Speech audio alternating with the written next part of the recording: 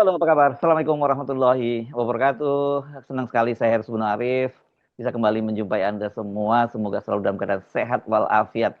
Soal Thomas Lembong ini sudah kita selesaikan. Selesai kita itu artinya bukan kita ini ya. Pemerintah juga, terus peran rakyat juga ikut berperan dalam menyelesaikan kasus Thomas Lembong ini yang kriminalisasi melawan Jokowi gitu. Tapi juga ada satu kasus lagi yang sebenarnya punya karakteristik yang mirip dengan Thomas Lembong. Hanya saja mungkin skalanya berbeda karena dia ini bukan pejabat publik, dia orang biasa. Nah, yang saya maksud adalah Charlie Chandra.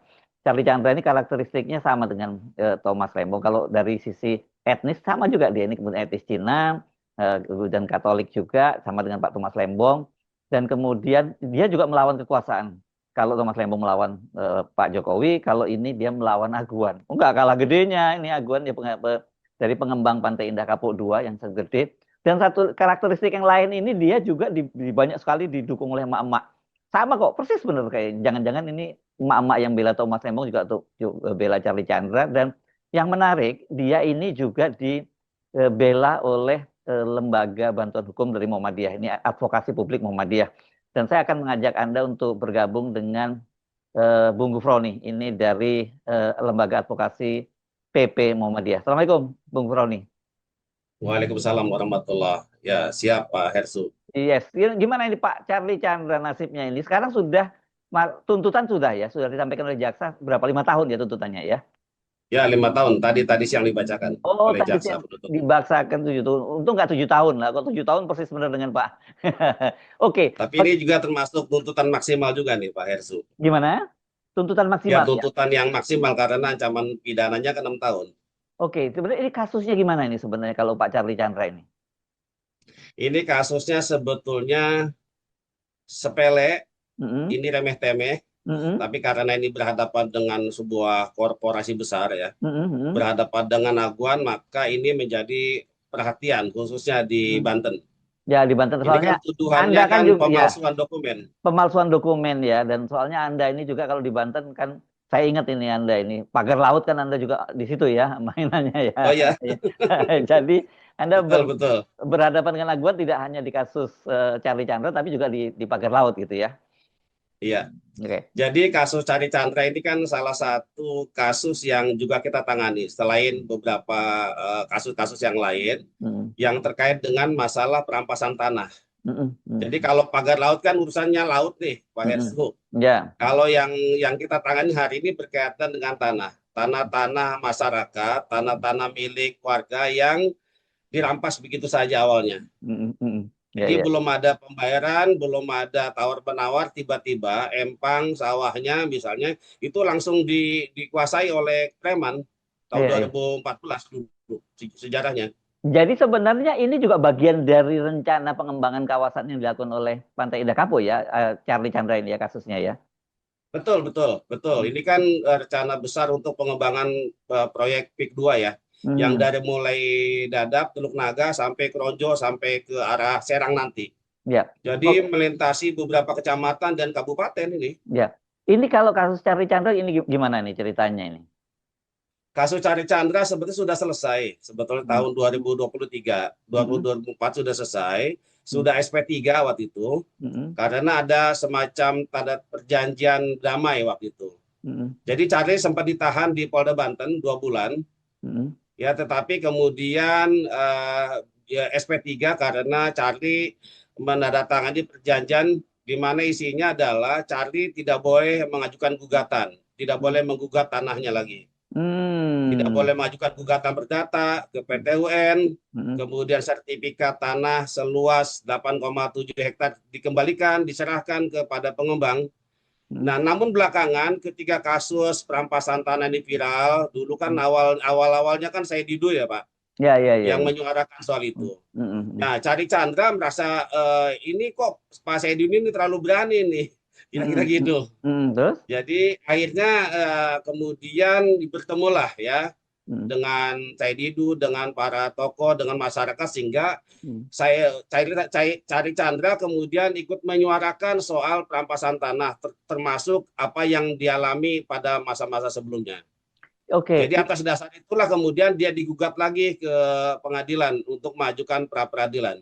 kira-kira gitu. Ya, ini kasusnya sebenarnya gimana? Charlie Chandra punya lahan di situ atau kalau nggak salah orang tuanya yang punya lahan di kawasan itu? Gimana kronologinya Pak Gufron? Ya, jadi memang dulu ketika orang tuanya masih hidup, atas Mm-mm. nama Sumita Chandra memiliki sebidang tanah berupa empang Mm-mm. seluas 8,7 hektar ya, Mm-mm. yang dibeli secara sah gitu ya, bahkan sudah ada AJB-nya, bahkan sudah ada sertifikatnya. Mm-mm. Jadi sertifikat SHM nomor 5 Lemo atas nama Sumita Chandra sah. Mm-mm. Mm-mm. Sudah bayar pajak 35 tahun dan Mm-mm. seterusnya. Mm-mm. Tiba-tiba tahun 2015 itu kemudian datang kelompok preman ke empangnya Mm-mm. dan mengusir yang menggarap empang di situ. Mm-mm.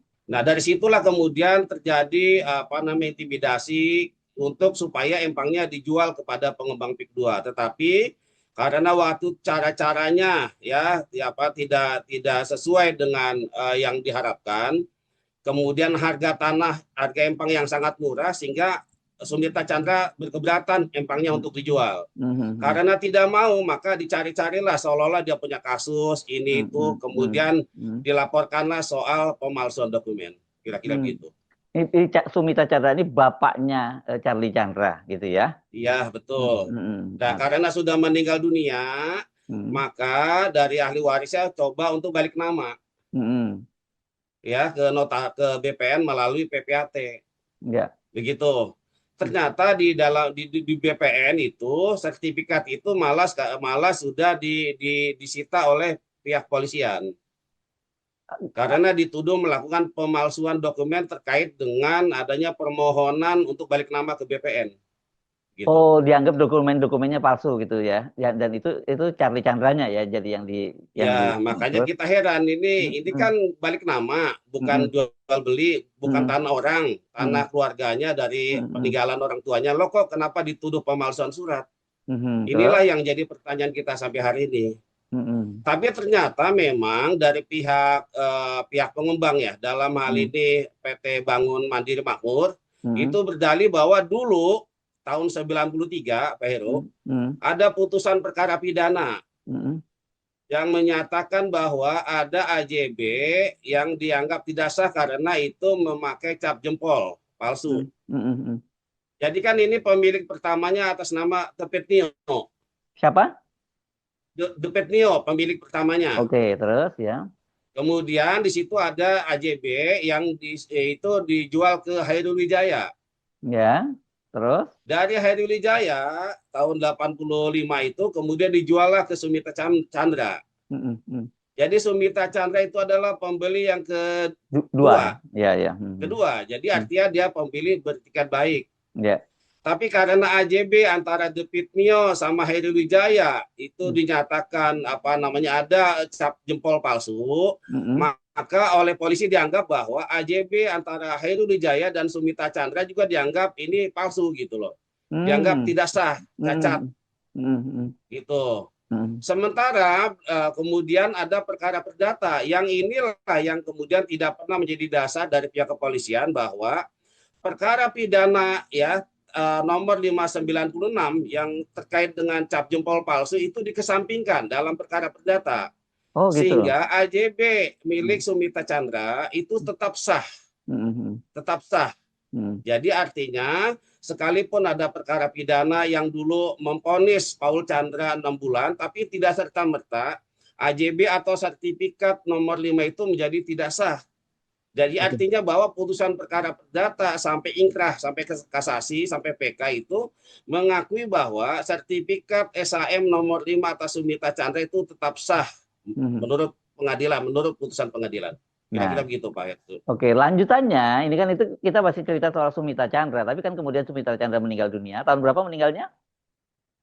Tahun 96 kalau tidak salah. 96 dan kemudian itu yang mengurus ahli warisnya adalah Charlie Chandra ini, gitu ya. Betul, betul. Ya, yang Anda ceritakan tadi ketika dia mengurus ke BPN untuk balik nama, tapi kemudian disebut dia melakukan pemalsuan dokumen, begitu. Ya, betul. Hmm. Ada namanya formulir 13. Hmm. Di situ ada keterangan bahwa benar bahwa Nani tidak dalam sengketa dan dikuasai secara fisik. Ya. Jadi kata dikuasai secara fisik oleh polisi menganggap bahwa Charlie tidak menguasai secara fisik empang itu. Hmm. Karena empangnya ini kan sejak tahun 2015 ini kan sudah dikuasai oleh preman, Oh, oleh oke. orang-orang suruhannya Aguan Hmm. gitu. Jadi Dan dengan banyak dalih ya kasus semacam ini banyak sebenarnya ya. banyak sekali, Pak, banyak Hmm. sekali. Jadi Hmm. memang dulu pola-pola perampasan tanah itu dimulai dengan cara kuasai dulu tanah orang, Hmm. baru di situ nanti ada transaksi jual beli dengan harga yang sangat murah. Waktu itu 40.000 ditawarkannya. Hmm. Nah, dalam kasus Karena Mas, ya, dalam kasus Sari Chandra ini ditawar juga dengan harga yang murah itu gitu. betul 40 Hmm. ribu. Waktu itu Jadi menolak. Sumita Chandra waktu itu Hmm. tidak mau menolak Oh, karena caranya oh, udah dia nggak suka caranya oh, gitu. Sumitanya yang menolak ya, zaman Sumitanya Iya ya. awalnya Hmm. Hmm. Hmm. sebelum beliau meninggal Oke. Nah, dalam gitu. kasus Jadi ini Charlie peristiwanya agak panjang memang. ya, dan dalam kasus Charlie Chandra ini kemudian dia ya tadi ya mau balik nama itu, tapi kemudian dia dianggap melakukan membuat dokumen palsu gitu dan dilaporkan ke polisi gitu. Pemalsuan dokumen ya. Pemalsuan dokumen. Oh, oke. Ya. Nah, Hmm. nah baru kemudian setelah sempat ada perjanjian dihentikan kasusnya, tapi kemudian dia menuntut lagi, sekarang dia dipersoalkan gitu ya. Ya, karena Cari Chandra kan berbicara juga di Hmm. publik dan itu kan viral juga. Hmm. Jadi Cari Chandra sampaikan itu sebetulnya untuk meredam jangan sampai seolah-olah isu PIK 2 ini isu-isu yang berkaitan dengan masalah etnis. Oke, etnis karena ternyata etnis itu Dikhawatirkan ya, ya. khawatir ada kerusuhan 98. Hmm. Karena begini, apa yang disampaikan Said Didu oleh pihak pengembang dianggap bahwa ini isu SARA, kira-kira Hmm. gitu, isu Hmm. etnis. Hmm. Hmm. Maka Charlie Chandra perlu untuk bicara ke publik, ke Hmm. masyarakat bahwa ini sama sekali nggak ada urusan dengan etnis. Kenapa? Karena Charlie Chandra juga korban. Saya juga Ya. korban perampasan tanah. Tanah Hmm. saya diambil, Hmm. tidak ada pembayaran, dan pernah saya di penjara 2 bulan. Kira-kira Ya. gitu. Nah, orang Karena dari seperti pengacara PIK 2 Ya, tidak berkenan. orang seperti Charlie ini yang dia etnis Cina juga yang jadi korban seperti itu banyak nggak di Pantai Indah Kapuk 2 ini? Banyak, Oh, ya, banyak. tetapi sebagian besar memang tidak berani untuk seperti Cari Ah, Chandra. ya, Tapi ya, ada ya. juga yang dulu pernah diponis, dulu kita pernah tangani juga. Pernah Mhm. ada tahun 2023, Mhm. Tionghoa juga, etnis Tionghoa, Mhm. dan dia sudah diponis, sudah menjalani hukum dan sudah bebas. Kena berapa tahun? Beberapa orang juga ada. Gimana Pak Heru? Kena berapa tahun? Dulu kena 2 tahun setengah. Apa tuduhannya waktu itu? Pemalsuan juga. Oh, modus ya ini jadinya pemalsuan ini ya. Ya, jadi Ya. menggunakan nama orang, menggunakan figuran seolah-olah dia pemilik tanah pertamanya, begitu kira-kira gitu. Ya, ada. Nah, Jadi oke. pola-pola modusnya sama. Ya, Jadi ya. selalu pakai pasal pemalsuan atau penggelapan. Ya. Nah, jaksa sekarang sudah menuntut 5 tahun penjara gitu ya. Iya. Dan kemudian perkembangan apa yang sekarang sedang dilakukan oleh teman-teman ini? Kalau nggak salah sempat terjadi drama juga yang cukup menarik ya ketika polisi waktu itu menangkap Charlie Chandra. Charlie Chandra itu sekarang di tahanan ya berarti ya. Di tahanan, dititipkan di rutan. Iya, di Ya. Tangerang. Dan dia ditahan sejak waktu yang tinggalnya di mana ya Charlie Chandra ini ya? Tinggalnya di Kemayoran, Pak Heru. Oh, di Kemayoran yang waktu itu digerebek oleh petugas kepolisian Ya, ada digerebek Pak polisi dari ada Pak. hari Sabtu, baru Hmm. mulai penangkapan itunya hari Senin kalau nggak salah. Senin pas mau maghrib lah, jam 6, jam 7. Oh, panjang juga prosesnya pada waktu itu ada Pak Samsu Jalal dan sebagainya ya, mantan Ya, dan betul. Saya juga hadir hmm. untuk melakukan negosiasi karena sebetulnya waktu itu kita nunggu surat panggilan berikutnya. Tapi kok tiba-tiba ada surat perintah penangkapan. Ya, Ini ya. yang kita juga heran. Kenapa polisi, Polda Banten, penyidik-penyidik kok melakukan upaya paksa gitu. Padahal klien Hmm. kami tetap kooperatif. Bahkan Hmm. dulu pada saat panggilan yang kedua dulu pernah hadir. Hanya Hmm. saja waktu itu memang kita sedang menunggu jawaban dari Kapolda Banten terkait Hmm. dengan permohonan kita agar perkara pidana sementara untuk ditunda karena di saat yang sama kami juga mengajukan gugatan perdata ke Pengadilan Negeri Jakarta Utara. Masih sekarang Jadi itu berlangsung. masih untuk Hmm. gugatannya masih berjalan, masih. Jadi artinya sebenarnya soal kepemilikan lahannya sampai sekarang masih jadi sengketa dong gitu ya. Nah ini yang menarik nih Pak Hersu. Hmm. Jadi kan ini ahli waris, Hmm. Depitio kan memberikan kuasa kepada PT Mandiri Bangun Makmur, Hmm. direkturnya Nono Sampono, Hmm. Hersu. Hmm. Ya, nah jadi menurut Nono Sampono dalam pemeriksaan dalam sidang kemarin sebagai saksi mengatakan bahwa PT MBM hanya diberikan kuasa untuk mengelola, kira-kira gitu. Hmm. Tapi faktanya ketika saksi dari ahli waris De Pitnio ketika kita tanya, ternyata itu empang itu sudah dijual ke pengembang. Loh, kan dia sudah menjual sebelumnya kepada siapa penjual kedua Pak Wijaya itu, dan baru kemudian dari Pak Wijaya dipindahkan ke Pak Sumita. Ya itu dianggap sebagai tidak sah, cacat begitu kira-kira. Oh, jadi Ya, makanya di Pitnio sekarang faktanya dalam menurut fakta persidangan ternyata sudah dijual kepada pengembang PT MBM, anak perusahaannya Agung Sedayo Group. jadi Makanya lokasinya menjual itu sudah tidak berupa empang lagi, sudah menjual. dibangun komplek. Oh, jadi tanah yang sekarang jadi sengketa ini, yang tadinya milik orang tuanya Charlie Chandra itu udah berubah bentuknya, udah bukan empang lagi gitu, bukan? Sudah rata, bahkan beberapa sudah jadi jalanan, Hmm. jembatan, dibuat kapling-kapling, bahkan situ sudah ada kayak kalau tidak salah dibangun apartemen gitu. Oh, oke oke. Jadi keluarga Dewi ini benar, dia menjualnya dua kali dong berarti ya, kalau gitu ya. Nah, ini jadi menurut pengakuan dari salah satu ahli waris Pitnya itu, ketika saya tanya, Mm-mm. awalnya kan dia hanya mengakui menerima uang kerohiman. Mm-mm. Setelah kita kejar terus, terungkap bahwa memang empang itu sudah dijual kepada pengembang senilai kalau tidak salah itu 5 miliar. Oh, padahal waktu dia, Masing-masing ahli waris dapat 500 juta, Mhm. ada 10 ahli waris sehingga total kira-kira 5 miliar. Kalau sebelumnya Gitu. waktu dijual ke penjual yang pembeli yang kedua siapa Pak Wijaya itu berapa dia? Hairul Wijaya itu kan Hairul jadi Wijaya. begini. Hmm. Jadi begini, ini sebetulnya empang secara de facto itu miliknya Paul Chandra. Paul Chandra. Siapa ini Paul Chandra ini? Diatasnamakan ke Petnio. Oh, Petnio. Oke, terus? Ya, jadi Hmm. begitu ya. Mhm. Nah, karena ini memang miliknya Paul Chandra waktu itu, maka Mhm. transaksinya Paul Chandra memberikan cap jempol di AJB itu yang seolah-olah Hmm. itu cap jempolnya ke Petnio, ke Hairi Hmm. Wijaya, Pak Mhm. Hersu. Ya, ya, ya, ya. Nah, di dalam fakta persidangan dalam perkara pidana 596 itu, sekalipun bahwa itu terbukti ada cap jempol palsu, Mhm. berdasarkan keterangan De Pitnio dan saksi-saksi yang lain mengatakan bahwa empang itu milik Paul Chandra, memang betul Paul Chandra Mhm. punyanya, Mhm. bukan milik De Pitnio. Hmm. Ya. Makanya dalam perkara perdata itu bahwa perkara pidana itu dikesampingkan. Oh, gitu. Tetap sah HJB itu HJB Hmm. dari Hmm. Hmm. Tepito ke Hairi Wijaya ke Sumita Chandra yang Hmm. bapaknya Cari Chandra. Jadi sah menurut perkara perdata yang sudah inkrah. Ya. Tetapi jaksa tadi tidak mempertimbangkan perkara perdata itu. Hmm. Padahal perkara perdatanya sedang berlangsung ya di Pengadilan Negeri Jakarta Utara ya. Ini yang terbaru. Hmm. Ini gugatan itu yang perkara itu perkara sudah lama itu tahun Hmm. 90-an.